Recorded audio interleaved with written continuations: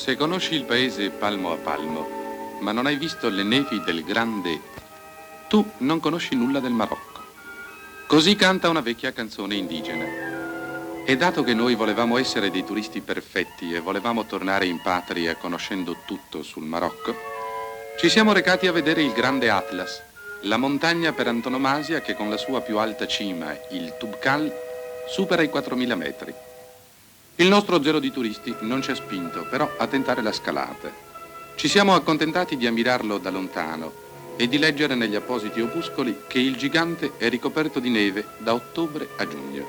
Ahmed, la nostra solerte guida autorizzata, ha insistito per comunicarci che la grande montagna sovrastando la pianura di Aous forma il più pittoresco contrasto con la vegetazione lussureggiante che circonda la città di Marrakech, una delle 4 città imperiali scelta cioè come residenza del sultano.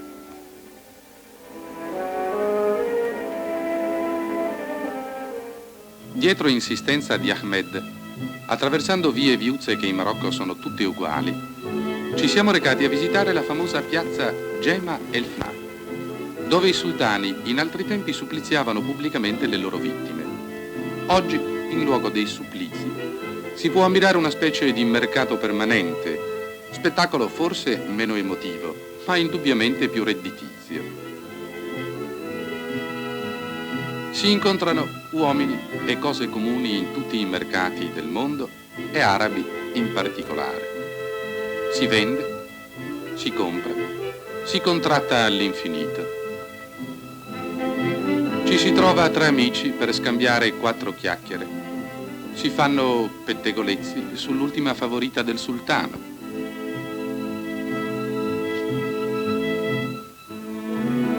Una cosa ci ha colpiti. Alcuni indigeni vestiti in uno strano modo, che avanzavano annunciandosi con formidabili scampanellate. Vi confessiamo però che ci hanno deluso. Ci aspettavamo chissà che, invece non erano altro che venditori di acqua. Ahmed ci ha distolto dai nostri pensieri ordinandoci di seguirlo. Era di prammatica la visita alla Baia, palazzo residenziale, e come per incanto siamo penetrati in un mondo di sogno.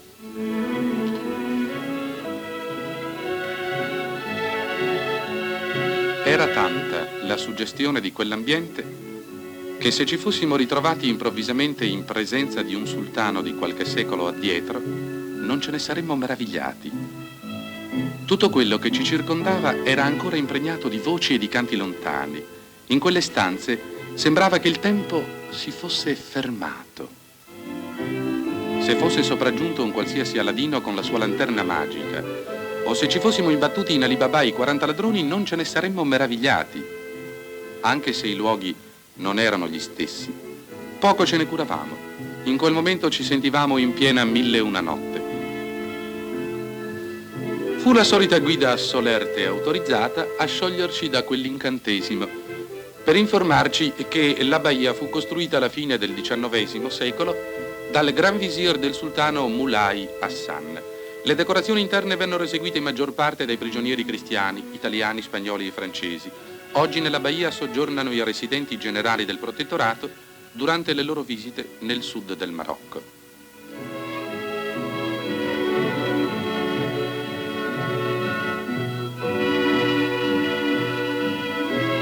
Ma le meraviglie non erano finite. Ci aspettava la Menara, uno dei più bei giardini del Marocco. Questo luogo incantevole era riservato agli appuntamenti galanti dei sultani. Dopo il convegno le favorite solevano prendere il bagno in questa piscina, costruita sul modello di quella di Versailles da un sultano invidioso di Luigi XIV. Fu allora che Ahmed ci ordinò di visitare le tombe dei Saadians. Tentammo di fargli capire che i cimiteri, anche se di grande interesse artistico, ci mettevano indosso una certa tristezza e che avremmo fatto volentieri a meno di quella visita. Ma Ahmed fu inflessibile e fummo obbligati al funereo sopralluogo. Qui, fin dal XVI secolo, riposano i membri della dinastia Saadians. Per secoli se ne ignorò l'esistenza finché nel 1917 furono riportate alla luce. Ecco Asni, un classico villaggio arabo. Avevamo detto in principio che la nostra solerzia di turisti non era tale da spingerci a scalare il grande Atlas, ma ancora non conoscevamo bene Ahmed, guida autorizzata e scocciante. Ci comunicò che avremmo dovuto visitare quel villaggio adagiato sulle pendici del Tubkal. La popolazione vive coltivando l'orzo e il gran turco e raccogliendo olive e noci o allevando bestiame. Noi pensavamo che per veder raccogliere le olive non c'era affatto bisogno di scomodarci, ma la nostra solerte guida affermava che spettacoli come questi non si dovevano perdere e non abbiamo sinceramente avuto il coraggio di contraddirlo. Lo abbiamo seguito silenziosi e siamo stati ricompensati del cammino assistendo ad una cerimonia folcloristico-militare, il giuramento degli ufficiali della Guardia Nera. Una guardia scelta, comandata da ufficiali francesi, che in origine era formata da schiavi e in cui l'onore di appartenervi si tramanda da padre in figlio. Una lunga cavalcata davanti al corpo schierato e il giuramento è prestato.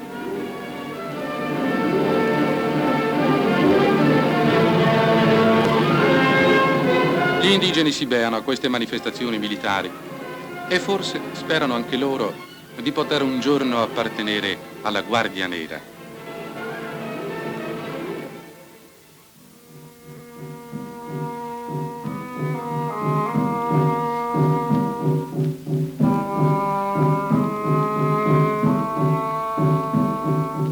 Di ritorno a Marrakech ci attendeva la visita al mercato degli asini e dei cammelli. Si ha un bel costruire automobili utilitario di lusso. In queste regioni i mezzi di locomozione saranno sempre rappresentati dagli asini e dai cammelli. L'arabo senza asino o senza cammello è un uomo perduto. Lo scambio e il commercio di queste bestie è fiorentissimo e rappresenta una voce di primissimo piano nell'economia centri arabi. Tanto importante è il cammello nella vita degli indigeni che la lingua araba comprende 6.000 vocaboli soltanto per questa bestia.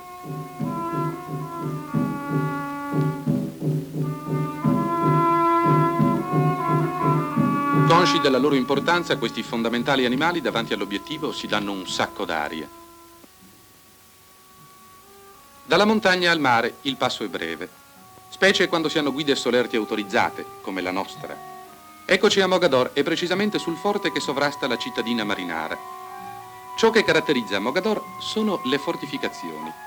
Nel 1764 il sultano Sidi Mohammed ben Abdallah decise di trasformare la cittadella in base navale dove potessero fare capo le sue navi corsare.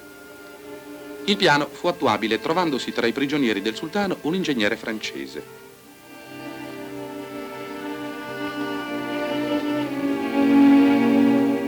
Oggi, come tutte le cittadine del versante atlantico, Mogador vive di pesca. Le sardine e il tonno, in special modo, gli consentono una vasta esportazione in tutto il paese.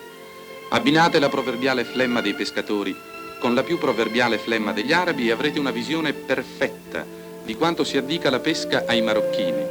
Ma anche loro, quando vogliono, sanno essere dinamici, specie quando sanno di avere nel mare un alleato che permetterà loro di fare ragguardevoli incassi. Eravamo stanchi e desiderosi di un letto e di una doccia fredda.